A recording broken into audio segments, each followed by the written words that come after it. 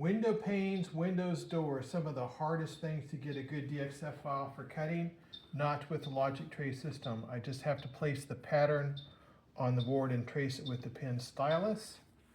And I will get a great DXF file for loading into my CNC cutting machine and then cutting out. It is so fast and easy, and there's no measuring. Look at this complicated stained glass window. I had no troubles tracing the pattern using lines, arcs, and curves. There's no measuring, just trace and save. There's the outline. Let's do that bottom semicircle. I'm going to start with the arc. Just do the arc at the top. Just do 3 points for that arc. And a line at the bottom. Oh, it looks great. I got one more pattern here. This one right here. I'm going to do the whole thing as arcs. Just go all the way around. And then this glass pattern will be done, and I can cut it out with my CNC cutting machine. There it is. It looks great. Let's save the file.